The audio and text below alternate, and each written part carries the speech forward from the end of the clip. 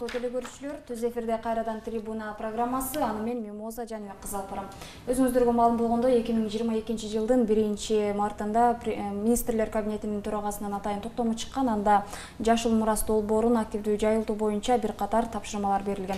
Мына ушул тапшырмалардын негизинде Ош шаары жана Ош облусу кандай иш-аракеттерди көрүп жатат? Бүгүнкү түз эфирде мына ушул боюнча сөз кылабыз. Биздин суроолорубузга Жаратылыш ресурстары экология жана техникалык көзөмөл министрлигинин Ош регионалдык башкармалыгынын көзөмөлдөө текшерүү кызматынын башчысы Исмаилов Абдисатар Ибраимович, саламатсызбы? Жана ошондой эле ушул мекеменин башкы инспектору Эсенбаев Арын Мурзалиевич жооп берет. Саламатсыздарбы? Студиябызга куш келипсиздер.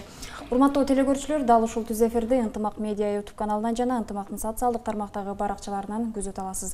Алгачкы эле суроом мына ушундай болсун. Абдисатар мырза, айтсаңыз, жогоруда айтып өттүк, Жашыл Мурас долбоору деп, дал ушул долбоордун алкагында сиздер кандай иш-аракеттерди жүргүздүңүздөр?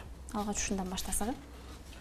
Кыргыз Республикасы Жаратылыш ресурстары экология жана техникалык көзөмөл министрлигинин Ош регионалдык башкармалыгы Кыргыз Республикасынын президенти 2022 жылы 30 январда номер 17-2022 жылы тоолорду экосистемасынын колгоо жана климаттык туруктуулугун чыгып жарылуу жөнүндөгү жарлыгы боюнча биз Жашыл Мурас улуттук өнөктүрүү алкагында Ош облусунун аймагында 2022 жылдын жаз айларында 3 айлык көчөт эгүү жана жашылдандыруу болгон. Ушул жашылдандыруу боюнча, Жашыл Мурас боюнча биздин Ош облусу жана Ош шаары боюнча жалпысы 1.664.471 дана көчөт эгилди. Ошол көчөт эгилген көчөттөрдүн бардыгын ошо кайрадан ошол убагында айыл өкмөттөрү менен райондук мамлекеттик администрация менен Ош шаарынын мэри менен биргеликте аларга кайсы жерге эгилет жана кайсы кандай көзөмөлдөө алабыз деген максатта биз каттарды жолдогонбуз 7 районго жана Ош шаарынын мэрине. Андан кийин ошол кат жолдо ошолордун көчөттөрдү кайсы жерден алыш керек, кайсы жерден алып ошол максатты пайдаланыш үчүн токой чарбалардан сатылуучу көчөттөрдү токой чарбалардан алыңыздар, ошолор менен макулдашыңыздар деген каттарды берип, ошонун аркасына алды менен иш алып барып жүргүздүк. Ошондой эле мамлекеттик администрацияларга ошол маалда райондук жергиликтүү өз алынча башкаруу айыл өкмөттөрү менен айтканда, айыл өкмөттөргө ошол каттарды берип, ошонун негизинде аларга маалым болгондагы бардык каттарды райондук мамлекеттик администрацияга жеткиргенбиз.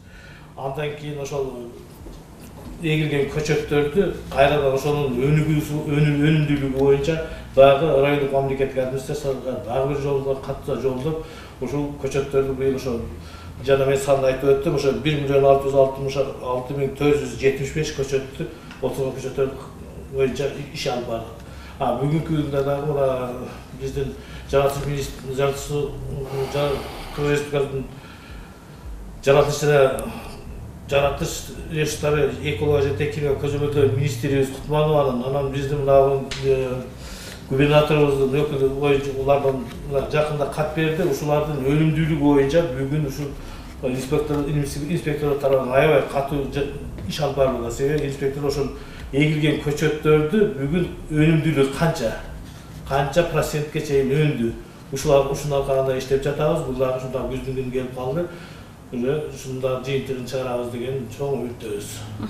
Рахмат. Анан мына Жашыл Мурас долбоору канчалык деңгээлде элге жеткиликтүү болуп атат? Анан карапайым эл түшүнүп атабы бул долбоор эмне болгон долбоор, эмне кылыш керек экен сиздер тараптан түшүндүрүү иштери жүргүзүлүп атабы? Бул боюнча айтып өттүм го, жанагы райондук мамлекеттик администрацияга жана жергиликтүү айыл өкмөттөргө бардыгына каттар жолдонгон. Эл менен канча жолугушуу болду. Бул мурункудай эле быйылкы 2022 жылы Жашыл Мурас боюнча мурун эгилди болуп кала берчү. Эгилди саны эгилди. Быйыл така эл менен кайсы жерге эгилди? Ошонун өнүмдүүлүгү кандай? Эл менен түшүндүрүү иштерин жүргүзүп, айыл башчылары менен ошол биздин инспекторлор тарабынан, ошол администрациянын кызматкерлери тарабынан жакшы түшүндүрүү иштерин жүргүзүүгө жетише алдык.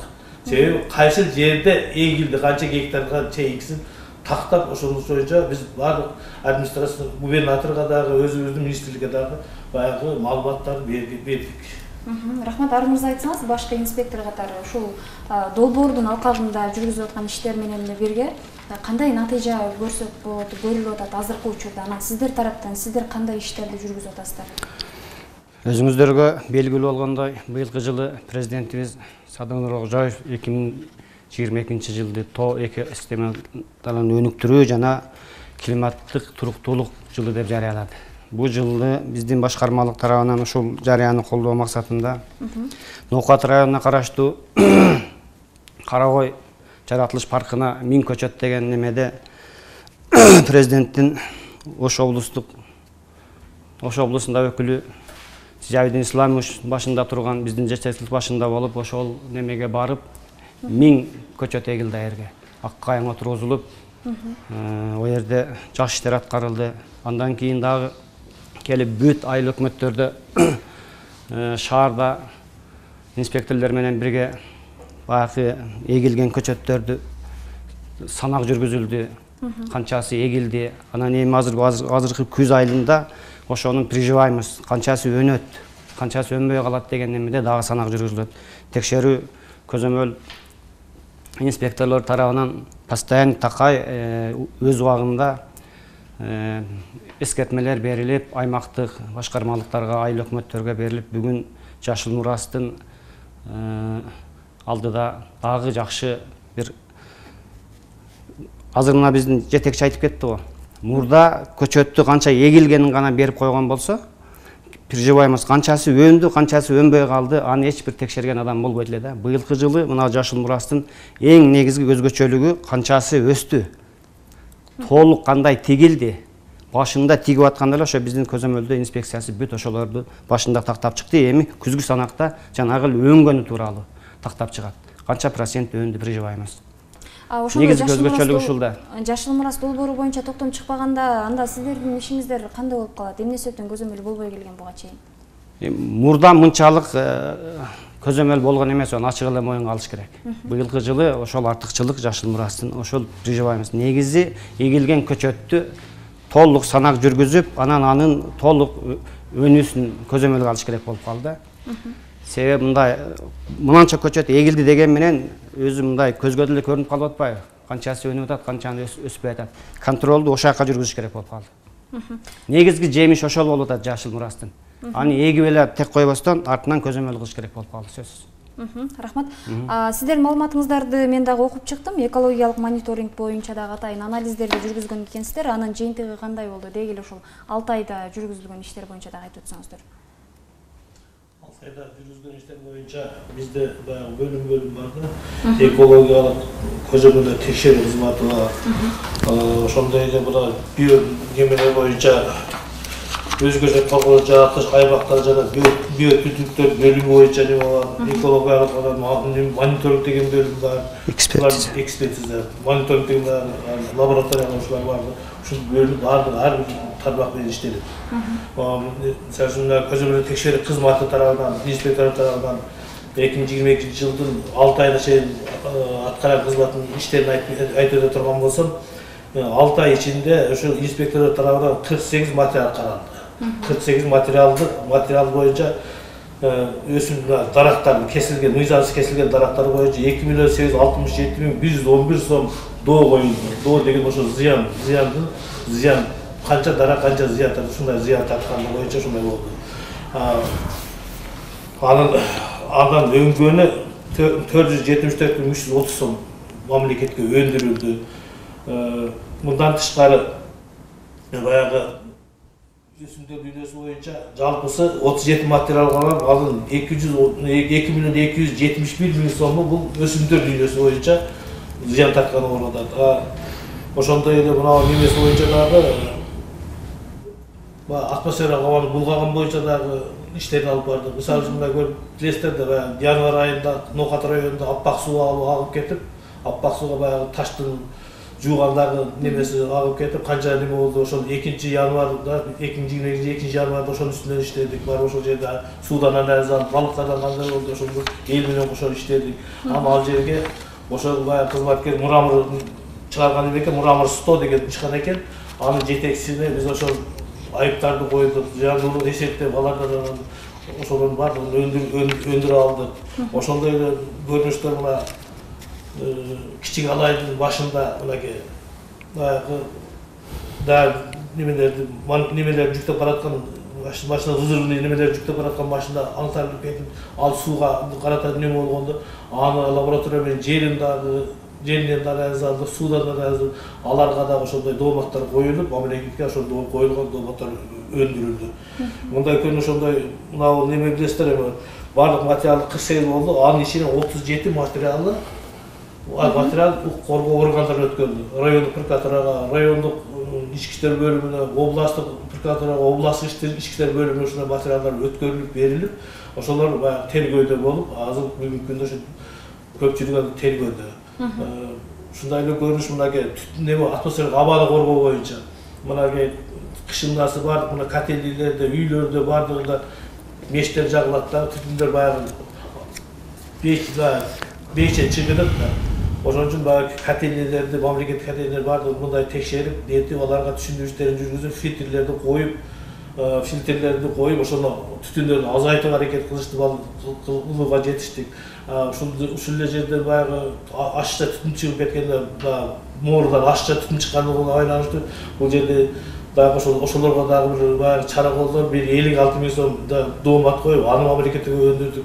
Ушундай иштер болуп, бизде ошо баягы эл менен мамлекеттик администрация, жергиликтүү немелер, бийликтер менен бирге кошо иштеп, ошолордун жыйынтыгы жакшы эле болуп жатат. Элге түшүндүрүштөрү, айыл башчылары ошолор баардыгы менен бирге түшүндүрүштөрүн жүргүзүп алып атабыз. Анан жогоруда айтып атпайсызбы, ушул мыйзамсыз багдарак кыйгандар депчи, анан бизге коомчулукка ачыкталбаган менен бул жагдай Ош облусунун аймагында көп экени айтылып келет да. Анан эмне себептен жарандар ушул нерсеге көңүл бурбай атат, же болбосо бул жарандардын кайдыгерлиги кандай ойлойсуз? Бул боюнча мынау кандай десем, өсүмдүктөр дүйнөсү боюнча дара багдаракты баягы жазган кышка мага баягы кыюулар элдерде түшүнбөстүк болот. Түшүнбөстүк болуп баягы отунга деп кандайдыр бир баягы жалбырагы түшкөн дарактарды жолдун бою муниципальный жердегилерде менеккен эле же ушул биздин ата бабабыздан ата меккен эле деген нерсе менен кыя баштайт. Ал деген кыюунун негизги максаты ушул биздин ишкана менен биргеликте ошол көргөзүп, жеринде көргөзүп макулдук алыш керек. Ошол макулдуксуз кыйгандык үчүн айтып атабыз, 37 материал укук коргоолорго өткөрүп берилди. Ошолор түшүнбөй калгандыктан же кээ бир түшүнгүсү келбегендиктен ушул кыйылып кеткен балдарактарга ошондой немелерди, доолорду коюп ошол менен иш алып барды. Сиздер ошондо укук коргоо органдарына өткөрүп берүү менен чектелесиздерби же? Укук коргоо органдарына өткөрүп берүү менен чектелбейт. Ошол укук коргоо органдары менен өткөрүп берип, ошолор менен кошо дагы кош иштейбиз. Кандай болду эле, эсеби кандай, тигиси кандай, бул кандай дарак эле, буга канча сом койдуң, бул кантип койдуң, ошолордун баардыгын ошолорго түшүндүрүп, укук коргоо органдарына түшүндүрүп, анан баардыгы ошол баягы сотко чейин бара алабыз. Алар азыр көбүнчө ошол прокуратурага өткөн материалдар, укук коргоо материалдар баардыгы бар. Анан жергиликтүү бийлик менен сиздер кызматташасыздар ушул жашыл мурас долбоорун ишке ашырууда. Анан кайсыл райондордо көбүрөөк же болбосо кайсыл райондорго бул жеткиликтүү болбой жатат? Ушул жашыл мурас долбоору кайсыл райондордо мындай максаттуу ишке ашылат да? Эми жашыл мурас долбоору бул баардыгы эле райондук мамлекеттик администрациянын башчыларына, Ош шаарынын мэрине биз атайын ошол айыл өкмөттөрдөгү калкка, элге, жер журтка жеткилсин деп 14 жолу кат жолдодук. Жашыл мурас боюнча кандай эгет, кандай сактайт, кийин кандай жер бөлүнүп берилет деп. Мурун эгилди деп эле койдук элек. Болду ошо менен сводка берет. Аз андай эмес. Ошо райондук мамлекеттик администрациялар өздөрү көзөмөлдөп, канча дарак эгилди райондун аймагында, айыл өкмөттөрдөн алып, райондук мамлекеттик администрация дагы баардыгын ошо кайра ошо губернатор немеге маалымат беришет. Ошол баардыгы келтирип, кандай цвет албазда бир дейишет. Ошондой болуп баардыгы иштеп келүүдө.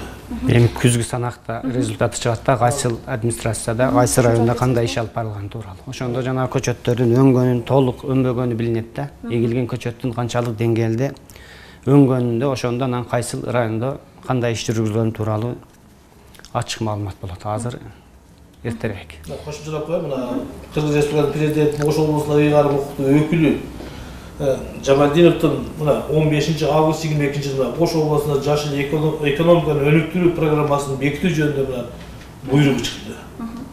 Биздин министрликте да ушундай буйруктар бар. Биз ошону кошо бардыгыбыз булардагы мына губернаторлордо дагы жергиликтүү мамлекеттик администрация колдоп бизди министрликтин баары чыккан немелер менен бизге шайкеш иш алып барып ушу элге түшүндүрүү ишин жүргүзүп атабыз. Алдыда дагы сиздер кандай пландарды коюп атасыздар? Алдыдагы кварталда кандай иштерди аткарасыздар? План боюнча. Арыңызды айтып өтсөңүз болот. Эми алдыда план боюнча биз бир эле мына ушул жашыл мурас менен эле чектелип калбайбыз. Мындан сырткары дагы мына жеке ишкерлер менен дагы иштешебиз. Ар бир шаарда болуп аткан иштер боюнча, экологиялык көйгөйлөр боюнча, башка райондордо болуп аткан немелер боюнча, мисалы арыздаттануулар келип түшөт.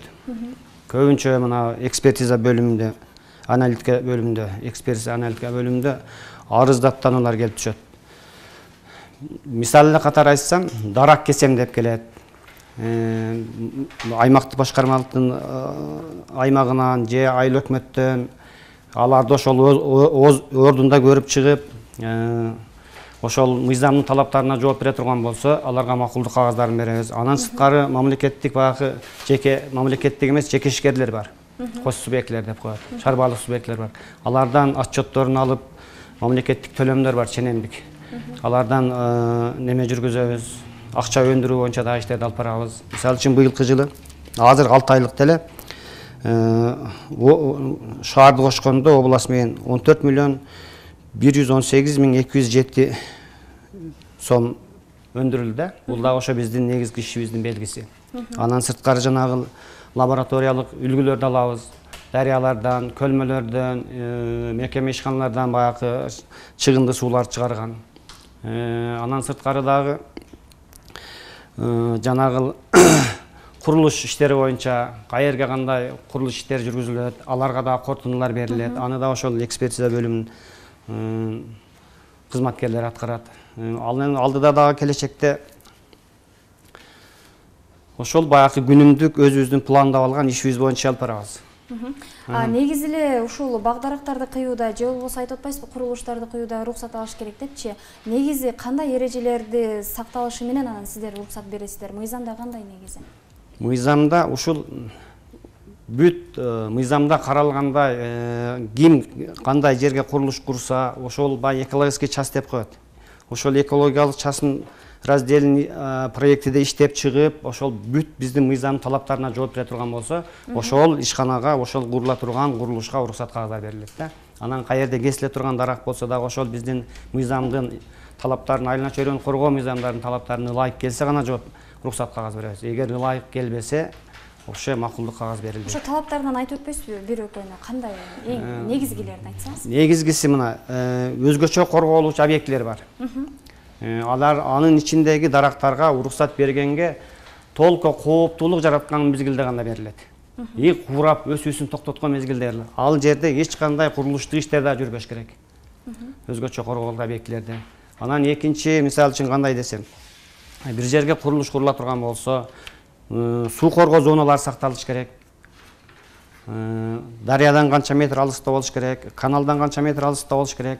Бүт ошол курулуштук нормалар сакталса, ал жерге да уруксат берилет. Эгерде курулуштук нормалар сакталбаса, ал жерге да уруксат берилбейт. Дарактарды кесүү боюнча мисалы үчүн жолдун боюндагы, аймактык кеңештин ичиндеги айыл өкмөттөрүндөгү муниципалдык менчикке караган жерлерде дарактарды бир курулушка тоскоолдук жарата турган болсо, бир негиз менен, анан кийин бир куурап калган болсо, кооптуулук жараткан мезгилде гана уруксат кагаз берилет. Ансыз өсүп турган даракка жөн мыйзамда негизи жок болсо, уруксат кагаз берилбейт. Буну элдерге өздөрү да түшүнүп калган, түшүндүрүү иштерин жүргүзүп атабыз бул туурасында да. Рахмат. Бизге бөлүнгөн убакыт соңуна чыгып баратат. Адисатар мырза, сиз ушул мекеменин жетекчиси катары жалпы жарандарга кайрылууңуз болсо кайрылып кетсеңиз болот. Сизге эркин микрофон. Рахмат. Мына биздин ишибизди сиздер ушу элге чагылдырып көргөзүп атканыңыздарга бул иш менен алдыга жарат деген ойдомун. bir nerse айтып кое турган нерсе биотүрлүктү коргоо боюнча мына бүгүнкү күндө алдыга ала турган ишибиз азыр ошо рейдтерди жүргүзүү жапай жан жаныбарларды сактап калуу максатында иш алып барышыбыз керек.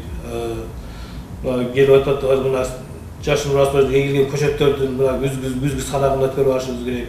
Ошондой эле мына күздөн баштап мына жапай жаныбарларга санак жүргүзөт. Буну өткөрүп ошо эл менен кошо бирге өткөрүп барышыбыз керек. Мына элге түшүндүрүп айтып коеюн, мына 2022-жылы мына май айында эле Өзгөн районунда ички иштер башкармалары менен биргеликте биздин кызматкерлер кошо чыгып 2 тоо текесин кармап атып алган жерден 200 000 сом доо коюп мамлекетке өндүрүлдү. Ошондойлорго ирет жүргүзүшүбүз керек. Ошондойлорду эл түшүндүрүп аткылоого аракет кылыш керек. Ошону сактоого аракет кылыш керек. Ошондой эле көрүнүш мына Кара Куза районунда дагы 5 тоо текени аткандыгы боюнча 500 000 доо коюлуп, мамлекетке толугу менен өндүрүп, бул дагы бүгүнкү күндө укук коргоо органдарында өткөрүп берилген, ошолор менен иш алып барат. Эми жалпы эле айтканда ошо элге жаратылыш байлыгы бул элдин байлыгы болгондуктан ушу баардык байлыкты көзүбүздүн карегиндей сактап, ушуга жеткизе турган болойлу. Элге кайрыларым ушу жаратылыш байлыгы бул адамдын бир эң негизги бөлүгү болот. Жаратылыш сууда эле жаратылыш байлыгы, баардык жаратылыш байлыгы болгондон кийин ушуну сактай билели деген менен кайрылып, жаратылышты сактасак, өзүбүздүн ден соолугубуз дагы жакшы сакталат деген ой пикирдемин. Рахмат атайын, вактыңыздарды бөлүп келип бергениңиздер үчүн ыраазычылык билдирейин. Урматтуу телекөрүүчүлөр, бүгүн биз Жашыл Мурас долбоорунун Ош шаарында жана Ош облусунда аткарылып жаткан иштери боюнча маалымат бердик. Сиздер менен мен Мимоза Жаныбек кызы болдум. Саламатта калыңыздар.